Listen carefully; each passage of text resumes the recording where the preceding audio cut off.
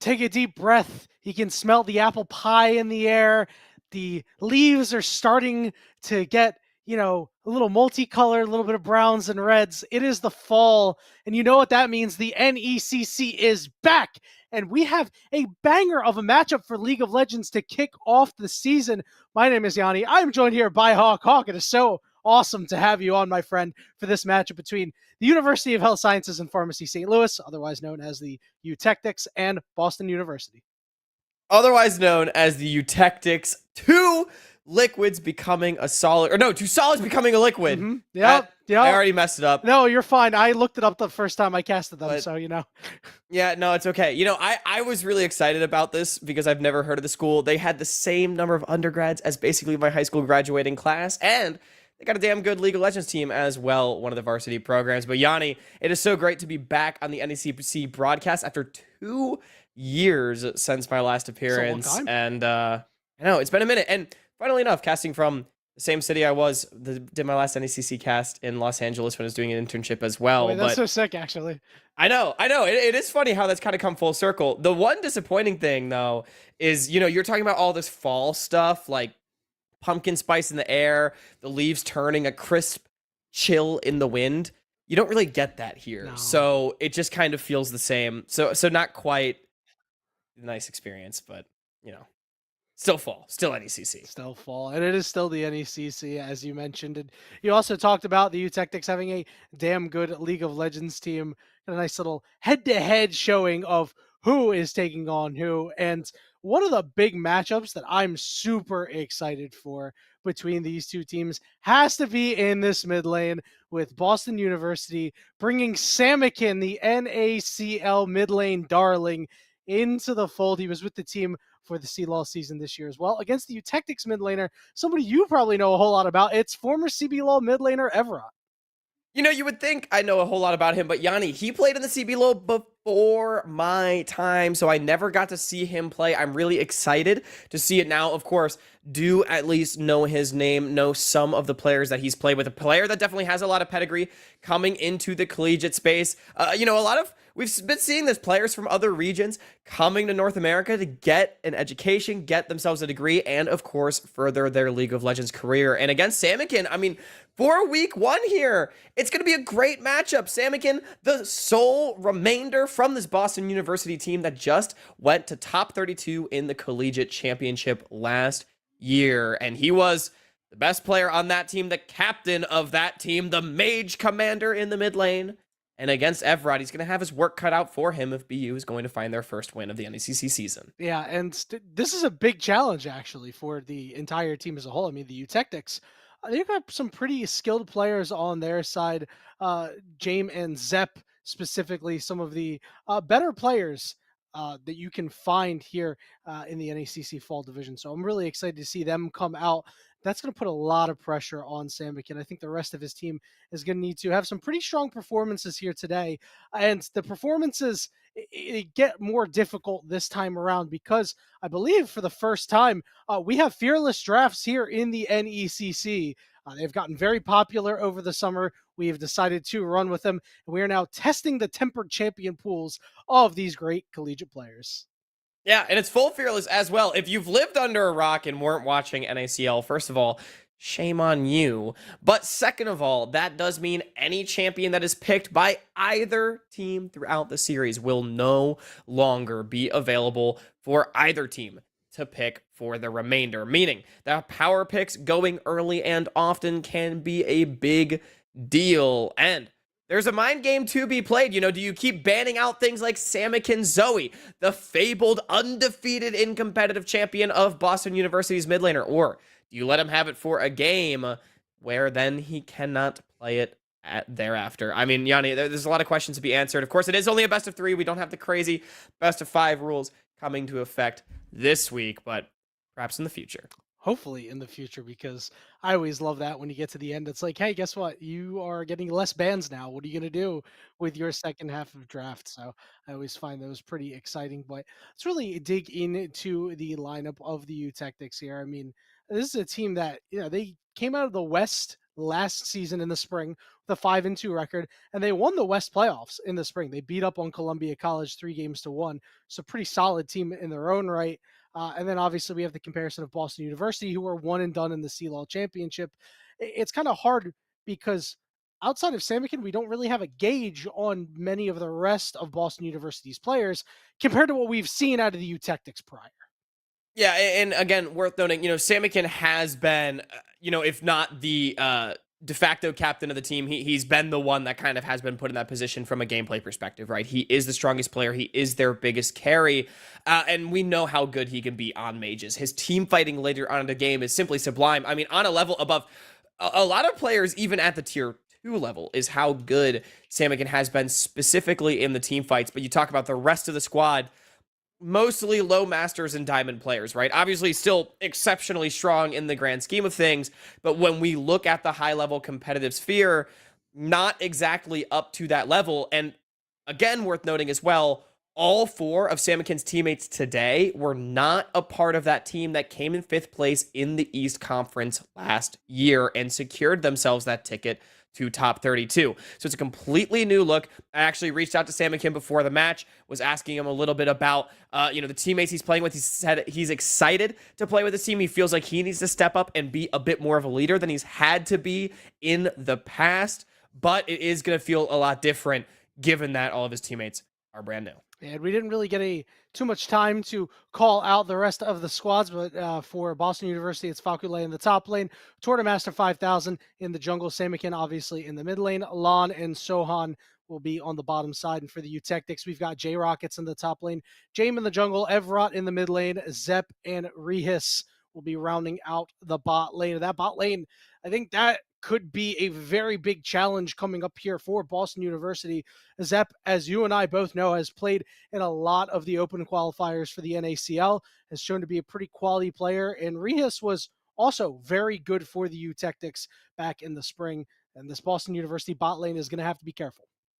Yeah, a 7th place finish in NECC in the spring for UHSP. So definitely not a school to be trifled with. But into the picks and bans, and you talk about the bottom lane potentially being a problem for Boston University. Well, already removing champions down towards that role, and I think unsurprisingly, UHSP is focusing on the mid lane pool of Samikin.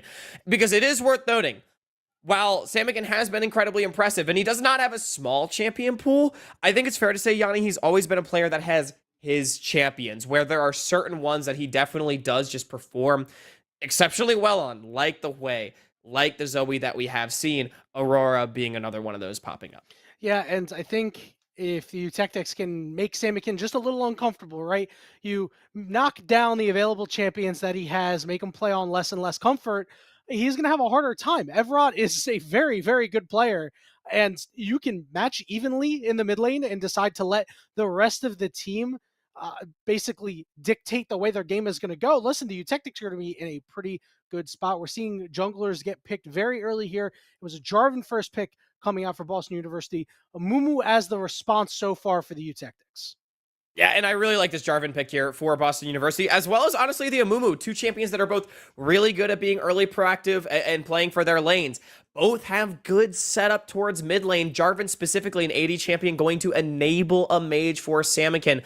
Both these junglers were some of the ones that were buffed on 14-18. Jarvan, in particular, is expected to be a pick at Worlds. But with Ori getting locked in, this is a big question that we did have, Yanni, which is going to be Ori and Syndra, 2 big mage picks that have been staples of the competitive meta in years past, largely absent in 2024.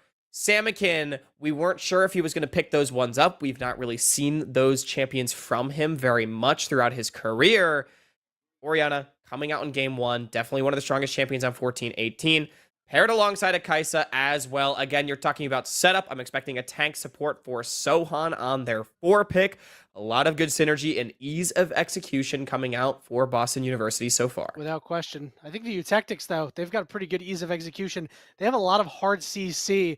And I'd imagine there's going to be a lot of damage followed up in the second half of their draft, where Boston University, I really hope we see a little bit of hard CC, as you mentioned. Some good support options are still on the table for them. Alistar is one of the ones that'll be off the board, and we will not get the time-honored tradition of Orianna versus Syndra. Syndra is taken away. Yeah, it is interesting that the Eutectics opted to go for the Rel here on 3. It is definitely the strongest support individually if you're able to secure it, but does allow Evrot to be focused out. And I do have slight concerns here for UHSP. They've put themselves in a really good spot in this draft, but they do need damage to come from somewhere. Copious amounts of setup and engage with Ashe, Amumu, and Rel so far. But Yanni, you do need someone to be able to carry, and with both Syndra and LeBlanc getting removed from Evrot, what is the answer into this aura? You have to get an advantage over Salmonkin in lane for your setup to actually be able to find the fights that they so desire. Well, that's one way to do it. I was thinking of all the magic damage options they may have because the Eutectics are now in a bit of a rough spot here with their physical damage profile. But Tristana is the answer to Orianna. Obviously, the champion's caught a lot of nerfs, but the lane is still a strong one. Lane's still a strong one. And they got a strong lane in bottom lane as well. So, honestly, I was going to say, they're in a good position, and so far they're doing it. They have the R5 for J-Rockets as well, potentially giving themselves 3 winning lanes. Ashe and Rel should absolutely be able to get an advantage over the Kai'Sa Nautilus. And then it just comes down to what J-Rockets wants to pick into this Mordekaiser. Now, I will say, Yanni, Jack's traditionally a good pick into this, and he is the strongest champion in the game on 14-18, but that is not going to be the pick. Instead, opting for Aatrox. Don't think this is quite as good into the Mordekaiser, I'm going to be honest. Yeah, I don't think it's as good in the Mordekaiser either. The good news for this Aatrox pick is I think it's going to be pretty strong in these fights. These fights seem like they're going to be very elongated, not high amounts of burst. Obviously, you've got the early upfront damage coming out from Orianna when she lands her shockwave, but the rest of the damage is more sustained after that. Aatrox thrives in those environments, getting opportunities to heal up throughout the fights. It's going to be pretty good for J-Rockets. Yeah, I would agree. I do think it's going to be, I mean, it's a lot of team fighting on both sides, right, Yanni? Early lanes, definitely favoring UHSP, save for top lane. Do think this one is a little bit Mordekaiser favored.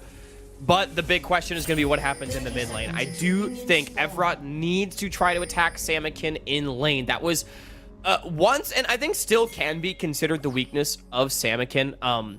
But, Yanni, after a split in the NACL, I do think that is the area in which Salmonkin was able to improve his game the most. Evrot, obviously a very experienced mid laner in his own right. We talk about played in the CB LoL. He needs to step up and keep the carry of Boston University down. The Eutectics are going to take this first game. Yep. Salmonkin is going to need to show that he is the anointed one that we have all expected him to be after a split in the NACL. And Evrot, this is perfect pop-off opportunity for him. I think the mid-jungle duo is a lot stronger in the early levels if the scrapping ever occurs. So we'll have to see what pans out here as the junglers have both started on the top side here. So unless you're going to see a level 2 gank, this Mordekaiser and Aatrox will be left largely alone for a while. Yeah, and interestingly as well, opting to move towards the bottom side of the map, I would have expected top lane to be considered a little bit more volatile for either team, and definitely the likely avenue of attack to get a strong side lane, but instead they're going to be left to their own devices. Perhaps the read from Tortamaster is that with the Kai'Sa Naut, if you can get a gank down onto the Ashe, break some of the push coming through, able to prevent a support from moving first, that could be big. Yeah, flashes are burned. Zeb just needs to get one more auto attack, and he does. It's first blood for the Eutectics. Hawk, we talked about it in the draft. This bot lane is going to be scary. Yeah, I mean, but I didn't think that's scary. It's just a bad trade level 1. Jump scare. Sohan getting jumped, and I mean, we talked very briefly about it in the draft, but I do want to spend a bit more time talking about Sir Zepri for this Eutectic squad, because I thought had a big time, coming out split in Tier 3 on Maelstrom Esports. Looked phenomenal as the mid laner for that team, and a big part of the reason why they ended up making top 12 in that tournament. And obviously, off-roll playing 80 carry for UHSP, but still coming up with a big-time 2v2 kill. I was just talking about how first move from the supports with comps that have so much playmaking, whoever can get to the play earlier than the other really have a big impact. Taking a look at the mid lane, Evrot already down pots. Meanwhile, Salmonkin, he's got a pot, he's got a cookie in his back pocket. He's pretty even on CS. This is okay, despite the fact that he's seeding the lane pressure. He's getting the poke in. Nevrot's not really moving. He can't right now. It's too early. Samikin really wanted to hold the wave. Not able to, though. Evrot just going to take a base. Likely walk back. No harm, no foul. Except CS, though. We did see. It was -1. Samikin, Yanni. I don't know if you caught that. I did not. I dropped missed the it. cannon. Oh, he dropped the cannon. You know, we were making Mid jokes. lane is lost. We were making jokes about that before the game started. And somehow your prediction came to pass, which is actually insane. Yeah. I don't know if I'm like happy or sad fault. about that, but it is really funny that we got to see that. Yeah, my bad. All right, sorry, Samikin. Caster curse already. Dude, I don't cast for 3 weeks, but you can't get rid of the caster curse. It happens every time. Oh my god, no, it does not go away. It never does. Hopefully we can caster curse Boston University into making some good plays here, because I'd like to see how the rest of their team gets things done. We can already see the channeled Hex Flash as Sohan wants to go in. James is sandbagging this gank though, and Sohan gets engaged on. He's only level 2, and he's taking a lot of damage. He finally dings level 3, but it's not enough as Zepp is free hitting, completely untouched, unabated, and is so happy right now. He'll chase down the Jarvan for the kill, gets the last auto attack, won't get the triple, but James gets that one. 4 kills to nothing, 4.5 minutes in. And that was just such a nice read from James right there. A very telegraphed gank. Boston University with their jungler finishing on bottom. They want to try to punish the flashless Ashe with the wave pushing away. James reads it and arrives. And we talked about it, Yanni. The bottom lane could be a problem for Boston. And so far, they're down 0-4. And Zepp, he is big. Oh, he is massive right now. Wide Zepp happy right now. 2,700. He's got double his opposite numbers gold. Oh my god, that's disgusting. This is a really, really bad start here for the bot lane of Boston University. Rolled their ankle out the gate and not looking. Yanni, they're looking like how you and Slayer are going to look on our team. Yo, listen, all right, you need to relax, okay, buddy. I was gassing you up. I was gassing you up. Oh! I thought you were saying that we look like Boston's I didn't mean Lon and Sohan. Okay. I meant Zepp. All right, I was gonna say, why am I being attacked like this? We played games together.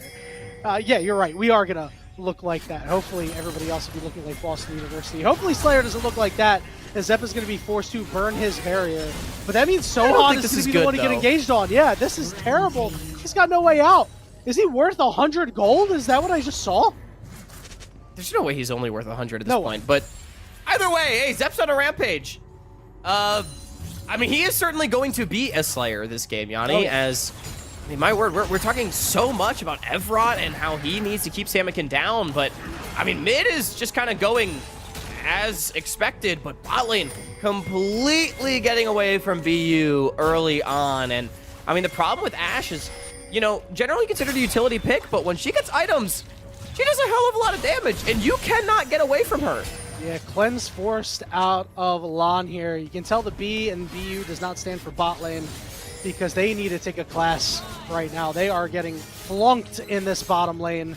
And it just means that the Eutectics are able to do whatever they want elsewhere, right? Up in the top lane, you can see that these grubs are getting taken. It's going to be too secure for the Eutectics, as Tortomaster was snappy on picking up one. But, you know, that's just really bad, because this next set of grubs is going to be really important for the Eutectics because they've got Tristana. Tristana. But there's a Jarvan and a Nautilus in on the bottom side, and this time James not here. Let's see if they can outplay it. Zepp has hit level 6, but he does get hooked. The double knockup, he's ignited, he's trying to kite it out. The flash away too. The kiting is ridiculous, but he's so low, he's got to try to get away. The Enchanted Crystal Arrow! Zepp, you've got to be kidding me! Makes a huge play, but the question is, can Rias clean up, or can he get out? He's so close to getting this kill, but not quite, as Boston University are able to pick up 2. And they pick up 1 in the top lane. On top of it, Fakule getting the solo bolo. That's a big one for Fakule. He was getting punished early on and bullied in this matchup.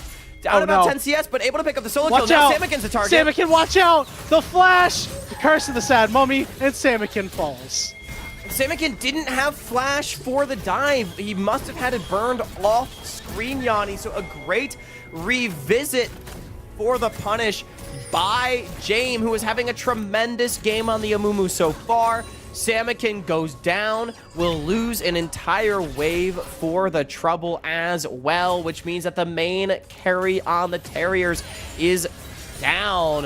Sohan, the one being to pick up the shutdown, means that bottom lane is still in dire straits, no less.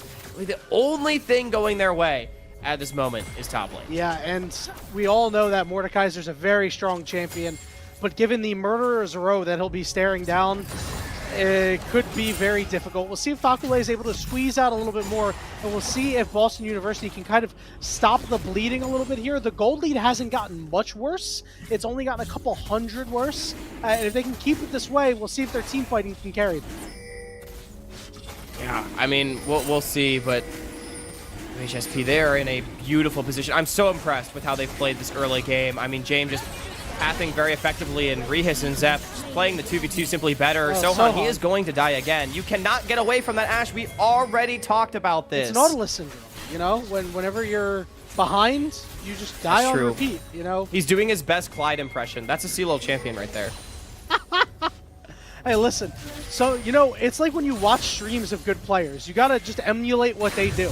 And sometimes you just gotta die for no reason. As James is going all the way in. Curse the set, Mummy still on cooldown. Shockwave coming through. It is not James time as he will fall, but Evrod is looking for more. The nerfs from the Tristana, you can tell, but Rehis gets the job done, but now he's gonna get hooked. And Samikin is in a good position to start cleaning up kills. The Cheddar Crystal Arrow is going to land flush onto him. And the question is, does Evrod have the damage? Rehis is going to fall. Evrod is rooted, but he's going to be able to leap away to dodge the hook. But now Sir Zep is in trouble. He's been ignited and rooted, and Lan is there. And Samikin will clean it up. And the turnaround is strong for Boston University. And just like that, Samikin's on the board. UHSP, they want to make another play around their mid laner, but this time, they step too far forward. They get punished. Evrod at least survives. But that is some big pickups. And this time around, Yanni, not only do they get the kills, but the gold goes on to better members. A big kill for Lan, a big kill for Samikin, and a couple to Tortamaster. And Tortamaster already with that Black Cleaver. Can do some pretty good work onto this Amumu once he eventually gets some more armor and on to Rehis. As Rehis is looking to make a play on the Samikin. Samikin's flash is available right now. Let's see if he's able to hold it. Ooh. Just doesn't even have to predict, but he flashes potentially a little late. Evrod's going to chase after him, and he will claim the kill. Yeah, Samikin trying to outplay, wanted to hold on to his flash, but unfortunately just ends up paying the price. Evrod getting the extra hits on. But the damage was too much. Has TP at least to catch the wave this time around. But Terriers, despite the kill going over, the gold has closed to only about 2,000. Yanni was looking towards 3 a little bit earlier on. But you talked about the importance of those grubs. UHSP, they get the kill in mid. They're still keeping their foot on the gas. They know that both teams have a great team fighting composition. If you can just take more objectives, force better fights, game is in a good spot. Here we go, Fakule here, so Samikin, the shockwave goes down, and it is going to be able to land onto one member.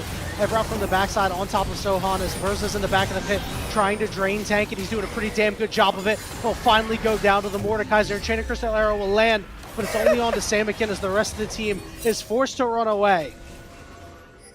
But Boston just got 2 of the grubs and 2 kills for nothing. Yanni, I mean, it's another play where BU, once they start grouping up, they're starting to find some wins. Zep, though, he's still getting a lot for it on the bottom side. Yeah, up 34 CS, up 4 plates right now. Is a very, very rich man, but as you mentioned, those grubs, very important. Based on exactly what we thought was going to happen, as Berza is now teleported to the top side, is down a level and is going to fight in a giant wave, but Fakule doesn't have his ultimate available, is going to try to shield himself up, and James has shown up to the top side as well, and he will come through, give a little bit of help, put a band-aid on that problem. That's a big deal for Berza. This Aatrox starting to fall behind. You do not want to let the Mordekaiser run the side lane. You are the Eutectics, able to pick a big kill up. Fakule has a teleport to catch the wave when he respawns, should it be necessary, but getting the Aatrox on the board feels good. Evrod, though. Evrod's got no summoners either. He will be able to leap out of there as that shockwave was just on cooldown. So at least gonna get some lane control here, but so far in the battle of these highly esteemed mid laners, I mean, technically it feels like Evrod is winning. And the question is, will we see Boston University link up with these great team fights? They are damn near even in gold. Yeah, you said Everett was winning, but Samakin looking like he's up 140-ish gold. Big money. You can almost get a glowing moat with that. A couple control wards maybe, if you're feeling good about it. But, I mean, Samakin being the richest member on his team, that is what the Terriers need. However, Zep, 7,300 to his name. He's 2K up on anybody else in the game. I want to see the Eutectics fight around him. Rotating him to mid is the first step, but he's getting flashed on. Yep, Zep is not going to be able to go anywhere. The shockwaves, the knockups, and down you go, buddy, as Rehis was unable to save him and is now fallen himself. Another knockup coming through. James goes in, and he's forced to flash out. Disaster for the Eutectics as the Dragons should go to Boston. Another play, the Terriers, when they group up, they are winning. Simply first to the play, more decisive on the collapse, and a big flash getting blown at the end for free. They're able to equalize the neutral objectives as well. Dragon stacking denied means more time for the Terriers to scale into the game and get the items on their carries. Dragon going the way of the Terriers. The Rift Herald has been started up by the Eutectics. This could be a great way for them to really get control back in this game. Despite the gold lead, you don't get to see it while you're playing the game, so I'd imagine there's a couple of nervous stomachs on the side of the Eutectics right now. Yeah, I mean, most certainly. Because I will say, you know, Zep is still the strongest member of the game. I really want to see the Eutectics set up a play around him. It feels like every single time he's been in a fight for the last few minutes, he's been the one getting engaged upon, right? But play like this, where it's the Eutectics going forward, maybe could be good, but Jamie's in alone. Oh, James with the knockup, the ultimate going to come through as Lon is forced away, but the rest of the squad has come through to take out the Terriers. The Eutectics are going to get a turn on top of it too. All of a sudden, what was a questionable engage has gone very well. Death Realm used, and this is a 1v1 that you might struggle to win, Facule. He has to retreat to the safety of his turret.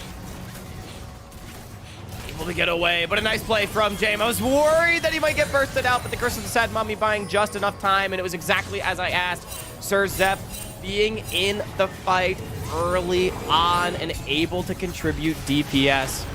The Herald play out of the Eutectics. Big shields, big shockwave too.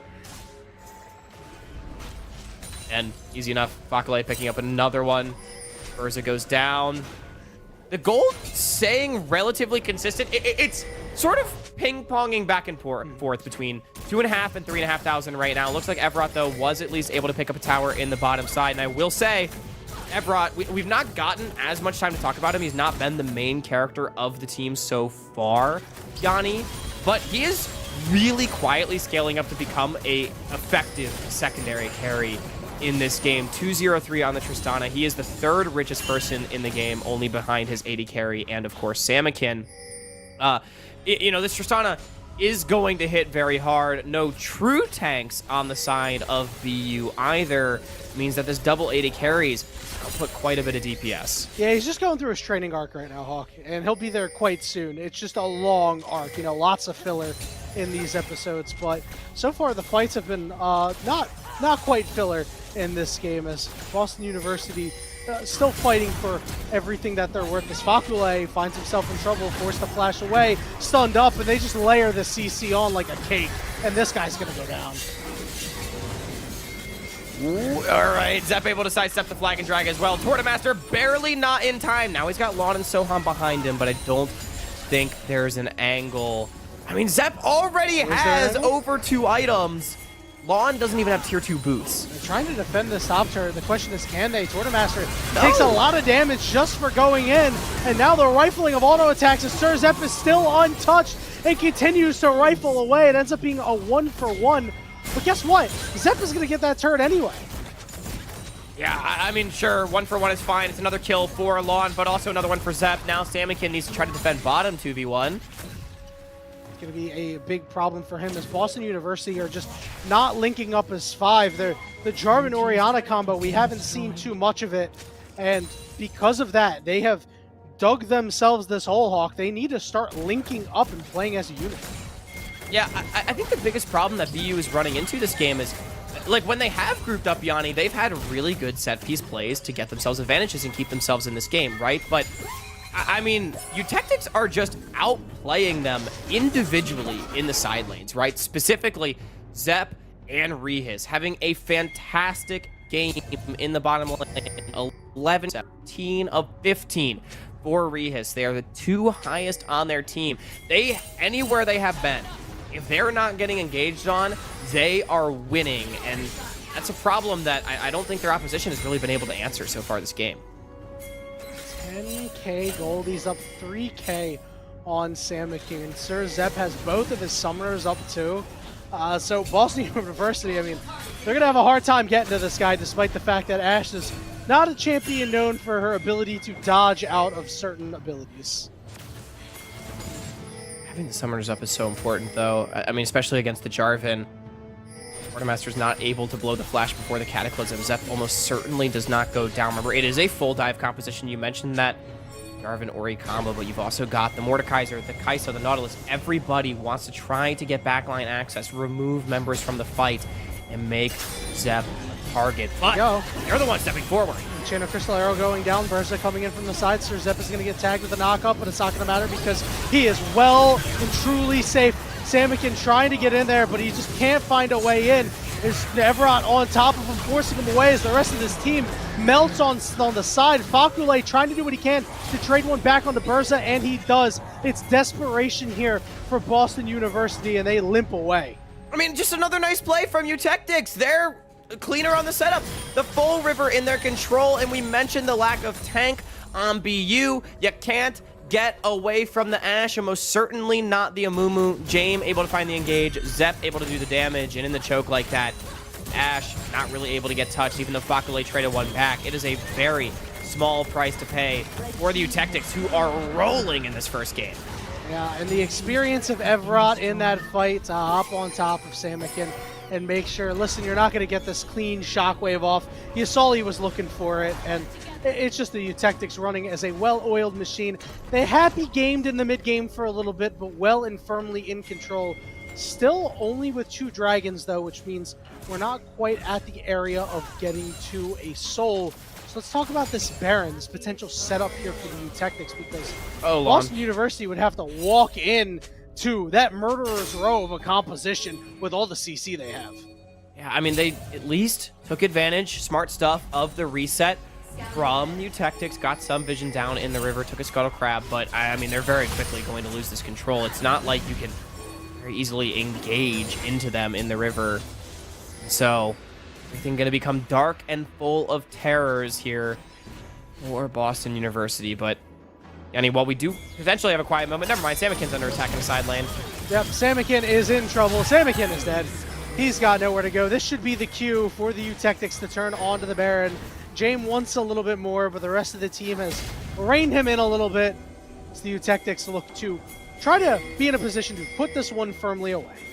Yeah, Everon on a killing spree, and I mean, playing a really nice game. And again, it's been quiet, but the side laning from this Tristana has been so important in spreading VU. We talked about how they have not looked good when they're not fighting together, and I think Everon has been a huge proponent of that.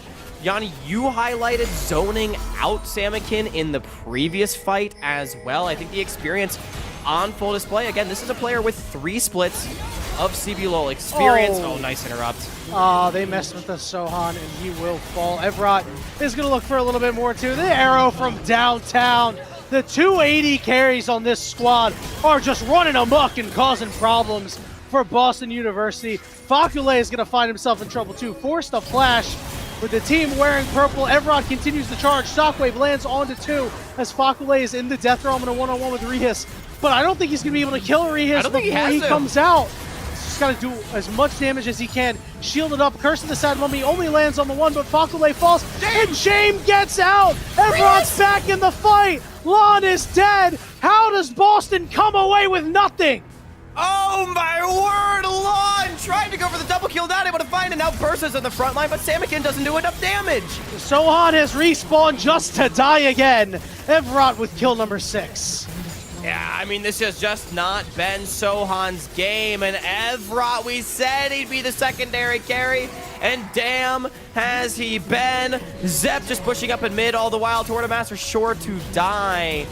And I want to continue talking about Efrot while we have the chance, Yanni, because this is a player, 3 splits of CBLOL experience, came up as well with the original Flamengo team with BRTT, one of the greatest players, if not the greatest player in CBLOL history. Not only that, back in his CBLOL days, played for Kaboom team that was pretty lower middle of the pack, came in 6th and in 7th in 2021. Nothing too impressive there. However, one of his teammates on that team, Wiser, the top laner for Pain Gaming, making his international debut tomorrow morning against PSG Talon. So, I mean, we've talked a lot about Samek in this game because he is, you know, one of, as you said, the darlings of the NA scene, the up-and-comers, and the best player on BU. But his opposite number, a very experienced, very skilled player here for the Eutectics, really making his presence felt. Without question, you take the matchup that's favorable to you. That guy is going to make you pay. Teleport coming into the turn as it looks like Boston University wants to have their last dance here. And it's James time! The Curse of the Sad Mummy hit 4, and there ain't too much the rest of the squad can do. Bakule is in the death realm. He's not going to be able to kill Rehis. Oh, never mind, he is. I thought he was going to be able to pop out. I thought it was a repeat of last time. But it doesn't matter because look what's happening on the bottom side. Efrot wasn't even there. The teleport comes down. They have 1 minion. Burza gets out of the Cataclysm as Efrot will continue to knock down the turrets. Tristana, the tower taker, Terra strikes again as the Eutectics take game 1. And it's an absolute stop. More than likely sub 25. Okay, we're having a little fun. James goes down. I don't think it's going to matter. Zep picking up his 14th kill of the game. It is sub 25. It's a double kill for the Ashe. 14, 3, and 8. Sir, Zep, and Rehis, the stars of the show. Bottom lane expected to be an advantage for the Eutectics. But Yanni, I've got to be honest, I did not expect it to be that one-sided. Yeah, it was pretty bad. You know, there's not really any other way you can say it. I was thinking that it was gonna be like, okay, they're gonna be up like 3 kills, maybe a couple plates, and then, you know, we're gonna see Samikin show up in the mid game and be able to kind of like bail out the team. But no, Sir Zeb just said no, we're going to kill them on repeat over and over and over again. Groundhog Day'd the crap out of that bot lane. Yeah, I mean, it started from level 2, or even really level 1. They kind of hit level 2 during the fight, right? Like, yeah, it was just not good trade patterns, unfortunately, from the BU bot lane, but you have to give the Eutectics so much credit. They really played a nice game. Again, individually outplaying their opposite number. It's going to be up to the Terriers to bounce back with the full Fearless draft, maybe come up with something new. Yeah, the good news for them is, yes, you know, full fearless. So at least Boston University doesn't have to worry about the double 80 carries of Tristana and Ashe. There are certainly much less potent combinations that may be selected by the Eutectics, but you know, we'll see as we are going to take a very short break as the teams are going to reconvene, go over what worked and what didn't. And when we return, we'll give you the game 2 draft between Boston University and the Eutectics. Don't go anywhere.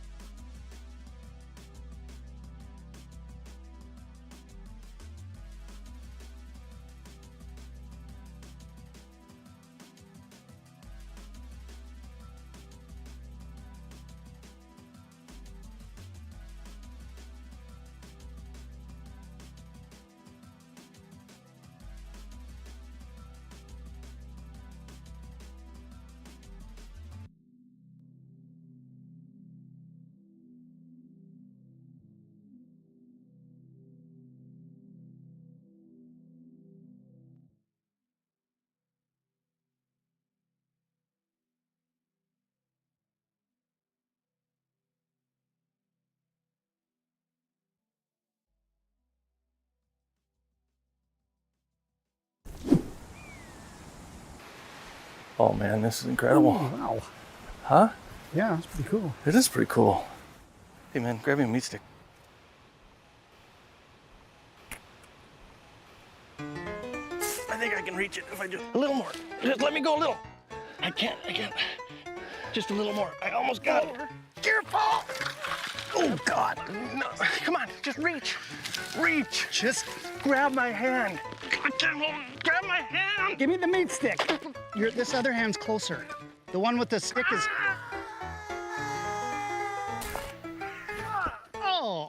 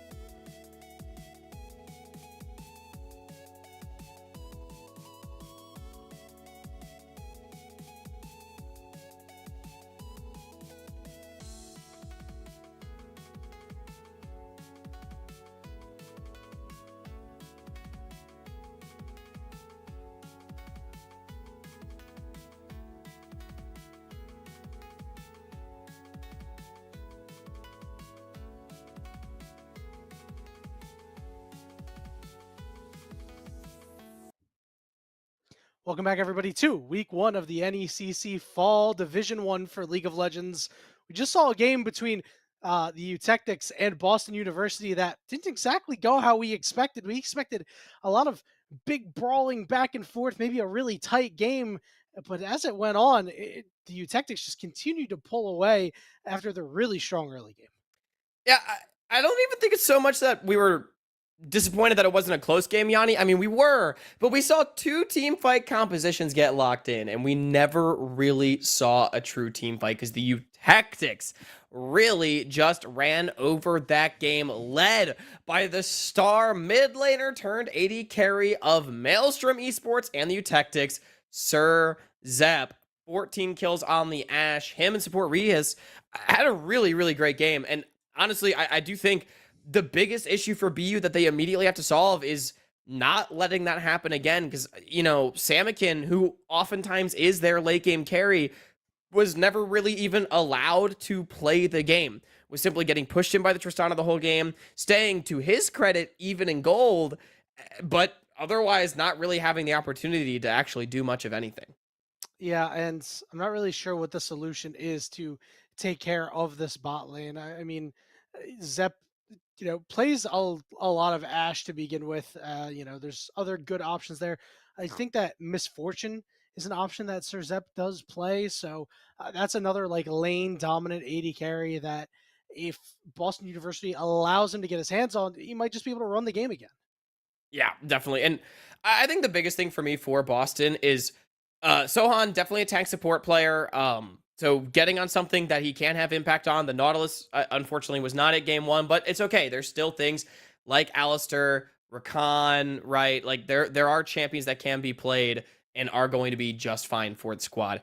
I think the bigger problem is that the Kaisa for Lawn just did not look very good, right? It was too much of a risky pick. I'd rather just see Lawn on something that can have guaranteed value. But right now, if you're a Eutectics fan and you're looking at that game one, if you had two check marks in the series, first check mark is to slam bot, second check mark is to keep Samikin down. Yanni, I'm giving them 1.5 check marks, or maybe 1.75. That's a lot of Just round them up at that. good marks. We could round him up to 2. I will say, I do think Samikin still managed to get reasonably strong. He never got out of control, though, which is why I'm giving him a half check mark. But he wasn't completely kept out of the game. So maybe could, see a bit more play around mid. Evrot obviously still got going in his own right, though. But slamming bot lane, I mean, they get a big, fat A+ from me in that first game. Absolutely. They got extra credit for that one too.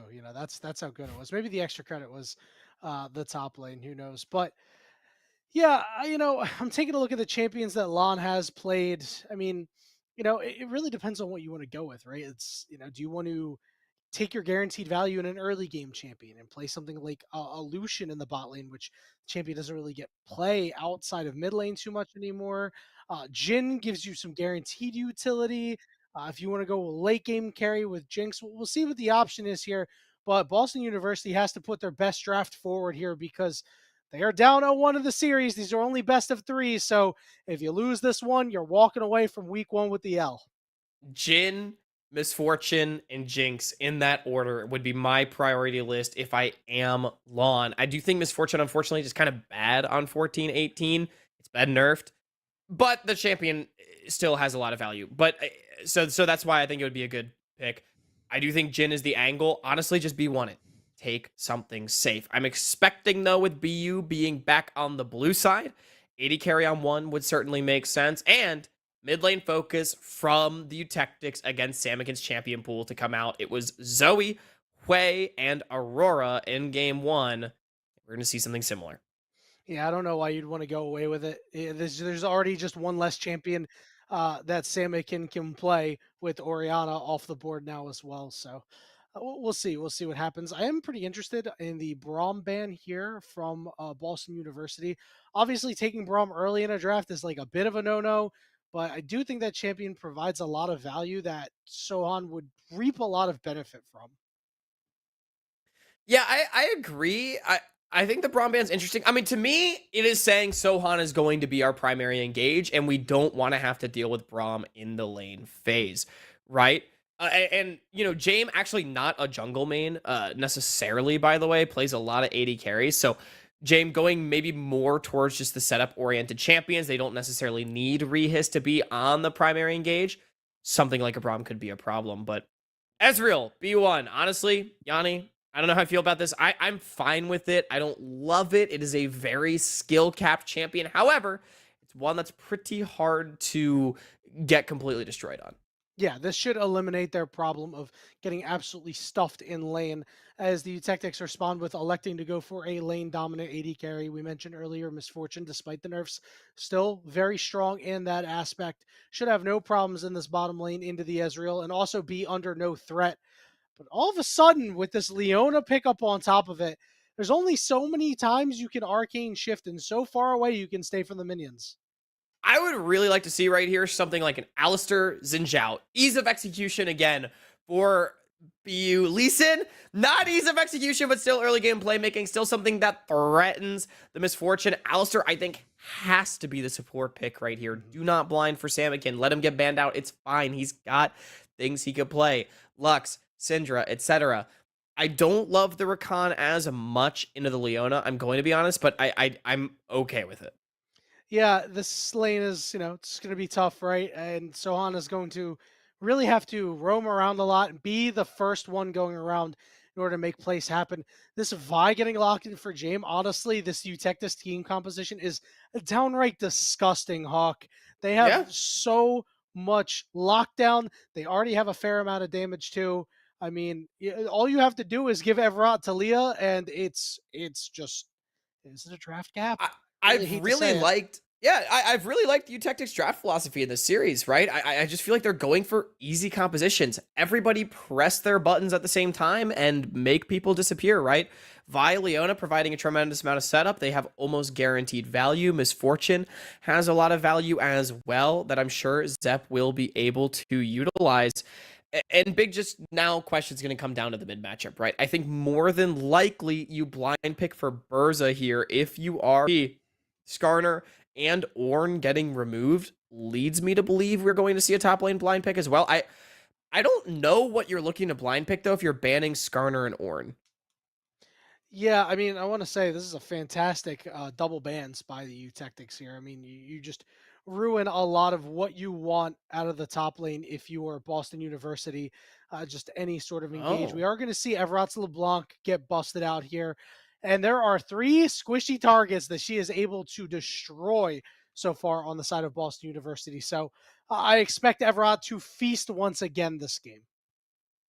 Oh, but we get Samick and Okay, Vex. this is a This good is one of response. his deep champions. He's only got a few games on it competitively. I don't believe he's lost on it, and it's so good in the LeBlanc.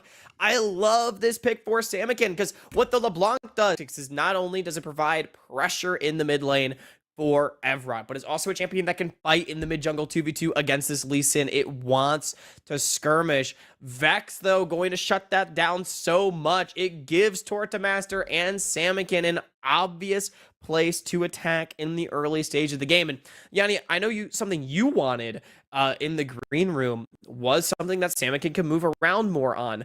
Vex should get push into this LeBlanc and be able to link up with the Lee Sin. So I do think a significantly better draft coming out so far for BU. However, there is still a lot of burden of execution. Ezreal, Rakan, Lee Sin, Vex. You need to be able to find single targets and get on top of them and take them down. And this composition cannot fall behind because it is very early to mid game damage focused. Eutectics, more good team fighting. They've got a good side lane for Burza as well. We'll see if they're able to just run over the game like they did in the first one. Well, Boston University looking to run over this jungle, I should say, is they're going to just get some vision down and nothing more. Meanwhile, on the top side, Burza and James going to get vision of their own.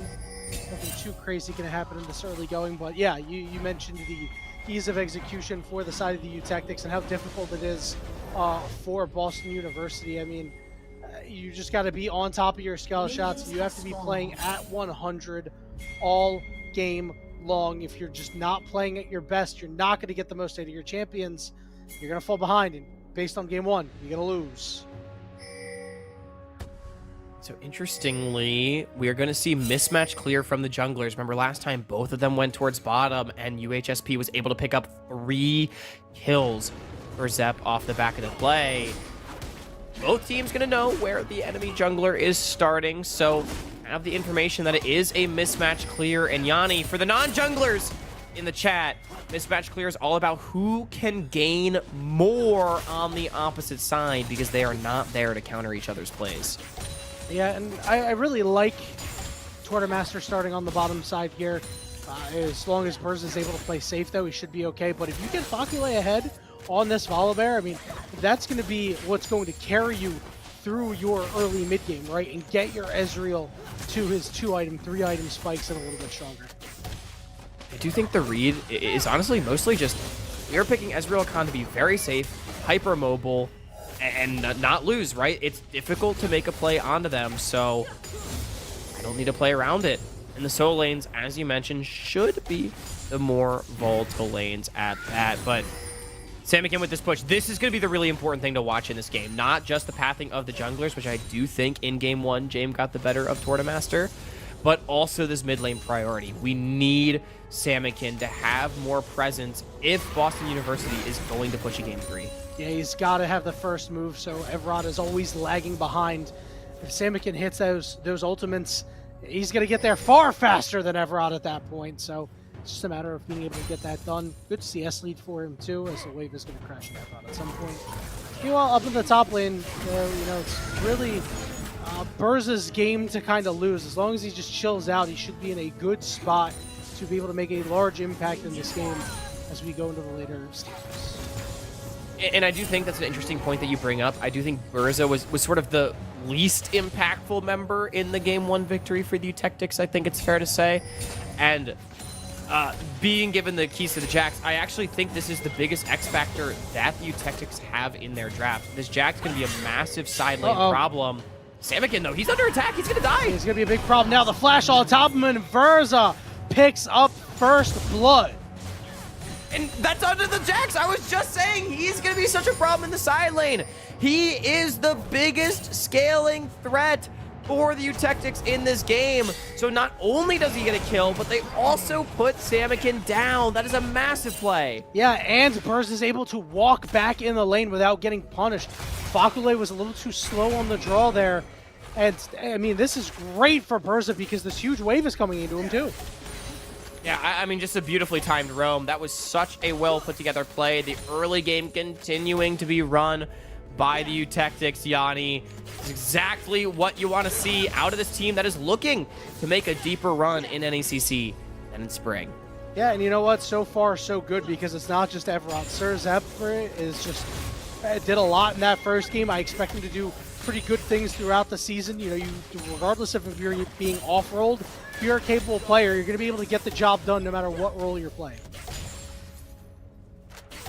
Right now he's up 8 CS. Obviously, I'm going to have a bit of a wave to catch, so should be able to even some of this up, but still, after the early push went the way of the Ezreal over Khan, Sir Zep was quickly able to rectify the situation. Now, though, it is BU's turn. Samikin has a roam timer, does not opt to go for the play. I honestly wonder if they could have looked for something bottom lane, but doesn't decide to go.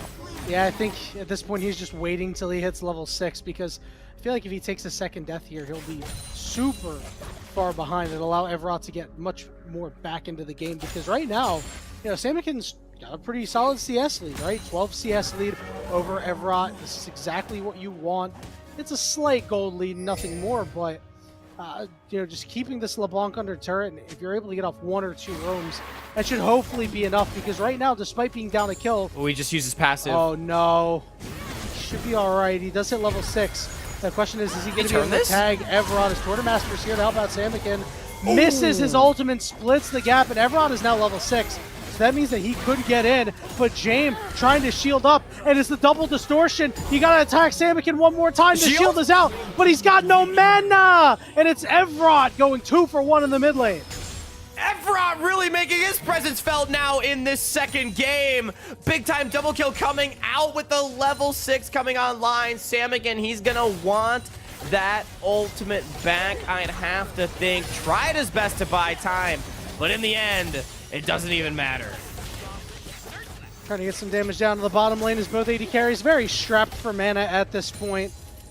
As Rias will be able to get that shove in. Now the question is the Eutectics bot lane able to be able to get out of here? And yeah, it's just not going to be them. The focus is not on them. This time the solo laners of the Eutectics coming alive in the early going. They are showing that they can win through every lane, Hawk. And, I mean, I think he should be fine. Yeah, it should be. It's just a bunch of auto attacks coming through and not too much more. So Zep is now level 5 with plenty of mana, but meanwhile there's a fight on the top side, and somehow, some way, does not fall as James, and oh my god, it's a double kill for Sir Zep. I don't know what happened, Hawk. Too much action for the spectator client to handle, and when the dust settles, the Eutectics are just running away with it. Yeah, Sir Zep right now maybe asking, what have I done? Because boy, oh boy, he is a murderer down to the bottom side. 2-0 of 10 CS.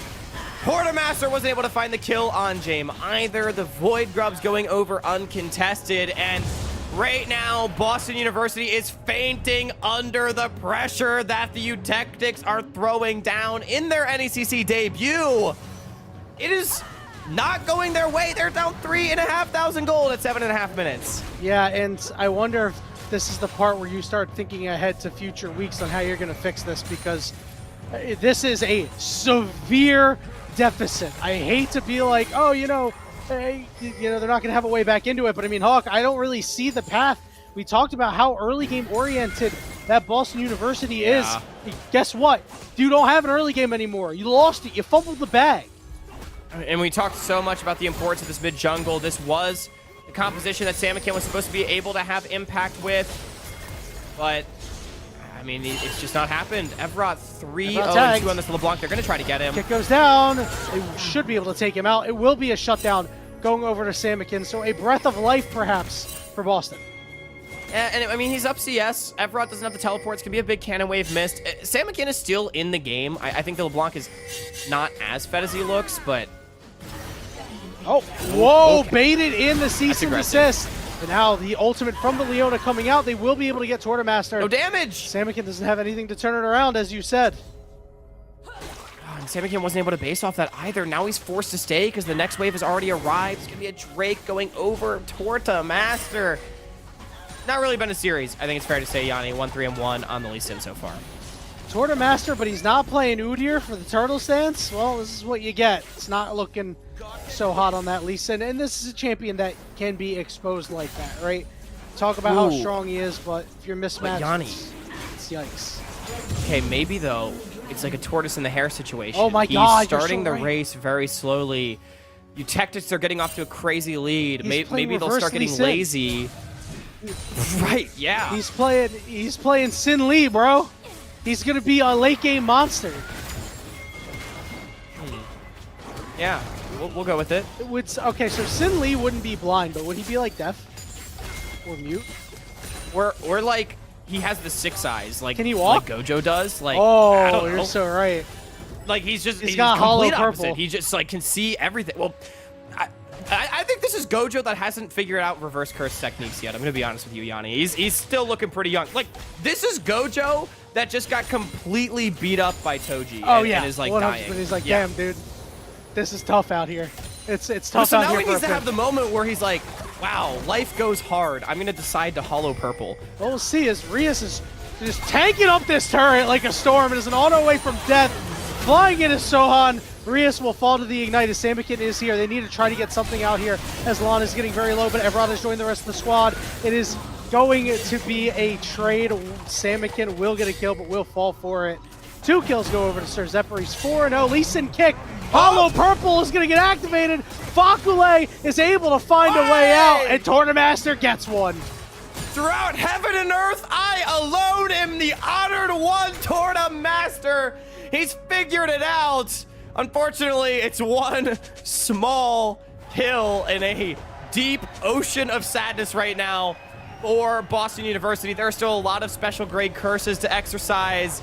They've got Sir Zep, Mahito 4-0 in the bottom side, and Sakuna in mid lane as well. 3-1-3 on the LeBlanc. This is out of hand for Boston, unfortunately. Yeah, they need to exercise their own curses first because they have a lot of curses upon them in this game right now, as things have just not been looking too good. But I like the fact that they're still fighting. You can see they still have a lot of damage, right? You saw Lon and Samikin do a ton to Jane. And remember, the Eutectics were happy gaming in the middle of game 1 for just a little bit.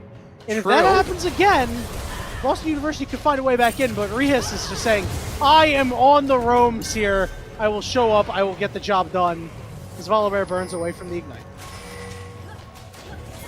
It's a tough scene for Fakule. It's gotten caught out by those a little bit, just contesting waves when enemy team's on reset timer. Good lane swap from Eutectics to be able to find one. Versa now going to try to turn my on. God! Whoa, Holy crap! What the hell? That was an Empower W with the Trinity Force. It's really rough, but things are going to get really rough here for Berza in a second. Counter-Strike coming over. Does use the Grandmaster at Arms, but he should go down anyway. Will not be able to get a stun out. Good spacing there. Dude, Sin Lee is kind of cooking, though. He's got 3 kills. He really does. Listen, ever since we called him Sin Lee and compared him to Gojo, he's 2-0-0. You're spitting. Surely they've got this. I don't know. We need to stop making JJK references, but I've got to say, this is looking like their Shibuya arc right now. it's not looking good. Yeah, not But, looking so hot. There's 6 grubs, by the way, for this Jax. Yeah. So They took a despite the tower. fact That was the first tower of the game. oh my god. Yeah, despite the fact that, you know, Berza is 1 and 2, Alon can't stay here. Fakule can't stay there either, you know, because he died. But yeah, Lon can't stay in the bottom lane, so Jack should be able to get this turret as well. Samakin isn't able to follow up and do anything here. I mean, this is just, again, Boston University, you're so disconnected.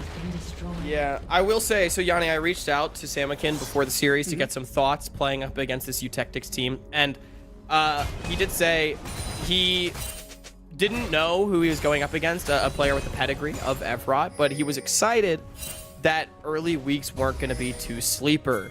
I'm going to be honest, I think this is a little spicier than he bargained for. It's sleeper in the other direction, I think. Yeah. I mean, they're down 5,500 gold at nearly 14 minutes. Like, this game is not close. no, it is not. And, you know, I think the question that we have to ask of Boston University is this an issue of Samakin? What their country can do for them, but what they can do for their not, country? Not what Samakin can do for them, but for what the rest of the team can do for Samakin.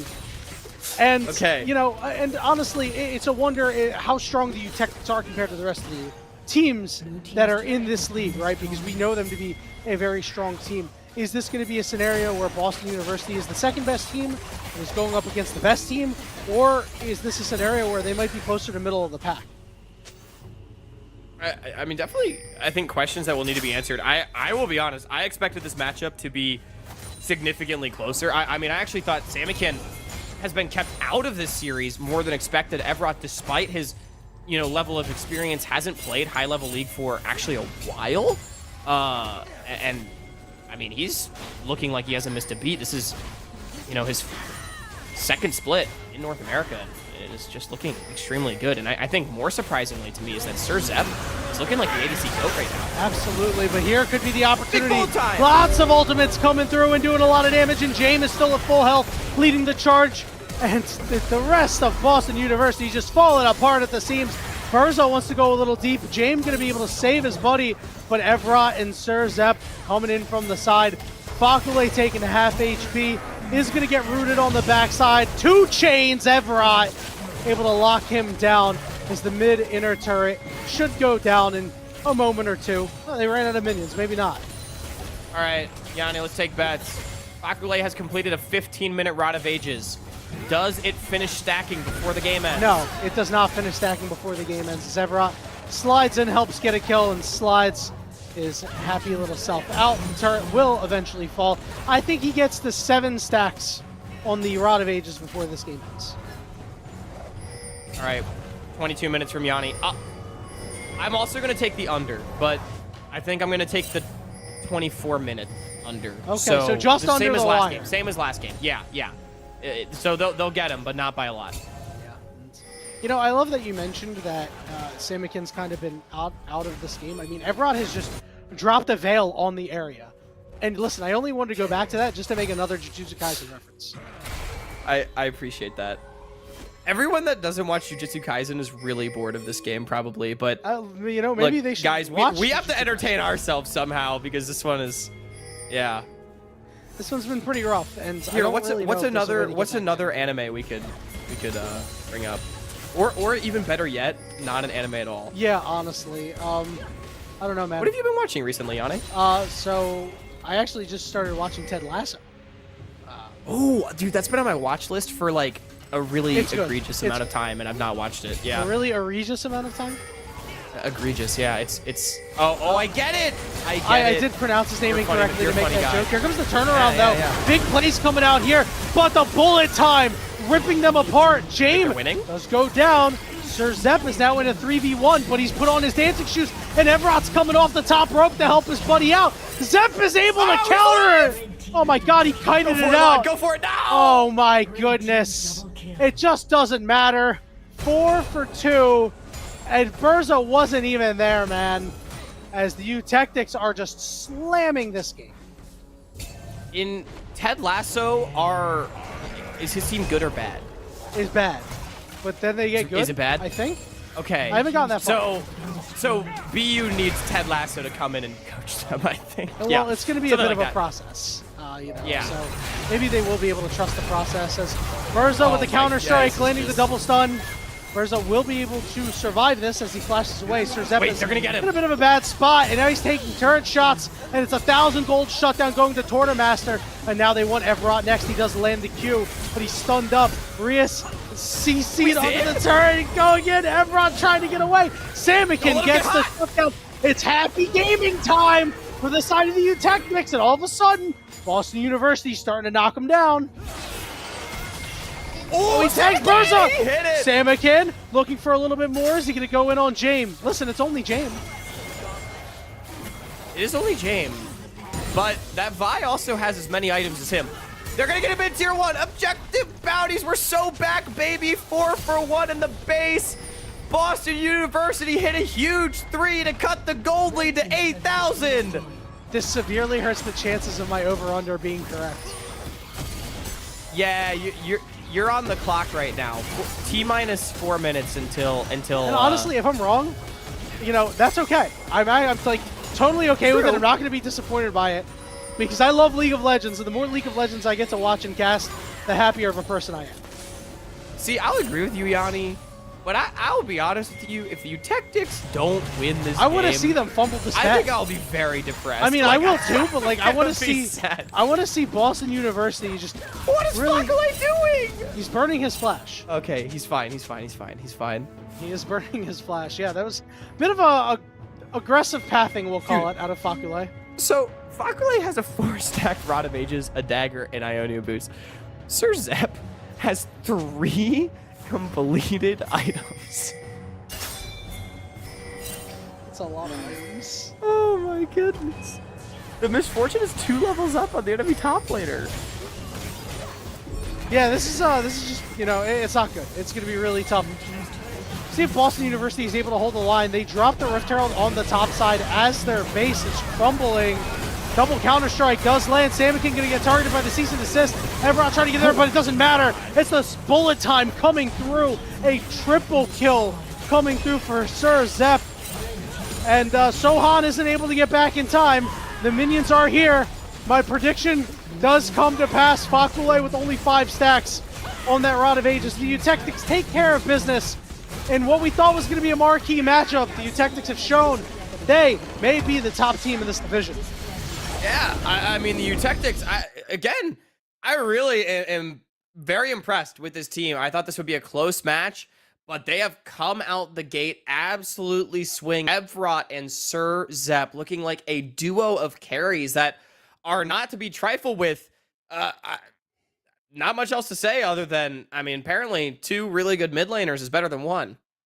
Yeah, you know what? The more mid laner, it's like, remember how the more 80 carries you had in a game, the higher chance you had. Remember when we had 480 carries in a game? Which that theorem back in also the day? came true in game 1, by the way. It did. Yeah. So now it's also because the nerfs came through. See, the nerfs came through in between game 1 and game 2. So now instead of more 80 carries, it's more mid laners you have. Therefore, they win. It's just math. The Eutectics take it because they have more 80 carries in game 1 and more mid laners in game 2. Easy money. Easy money.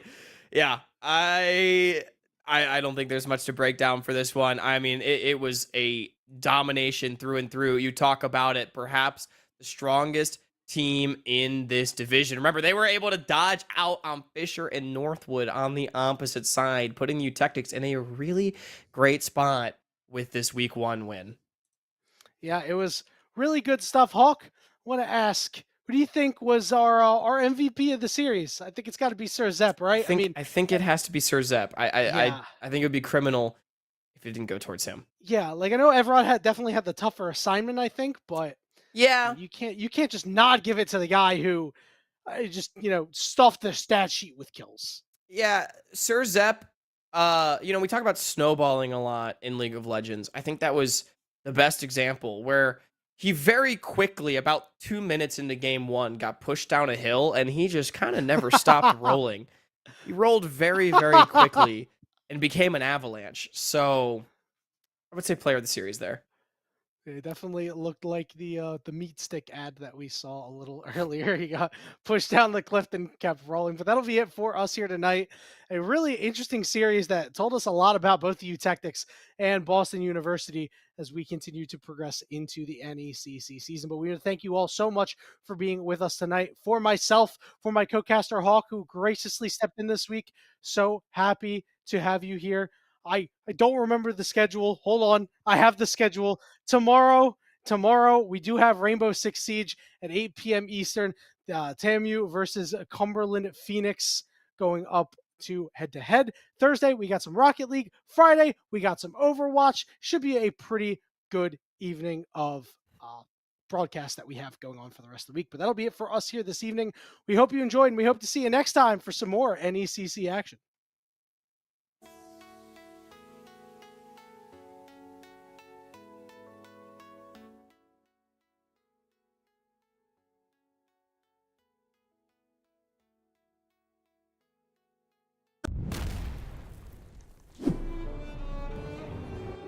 What am I supposed to say? It doesn't matter. He's dead. He ain't listening to you anyway. I'm hungry. No. Put it away. I can't look. Oh, crap. Just reach in. You gotta pull it. Just grab it. Just take it out of his hand. You just. What do you mean you can't? He won't let go. What do you mean he won't let go? He's dead. Help me. Get in there. No, just hold on. Make him let go of it.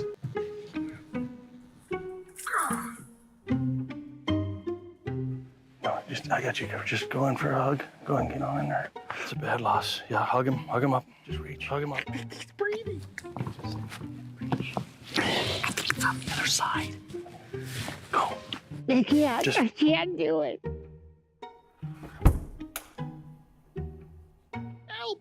Help me, Lord. Help me get over this loss. I can't breathe. Yeah, I can't breathe. I'm so upset. I can't breathe. Stop. You knock on wood so they go to heaven. It's like a lucky. Hey, get the stick.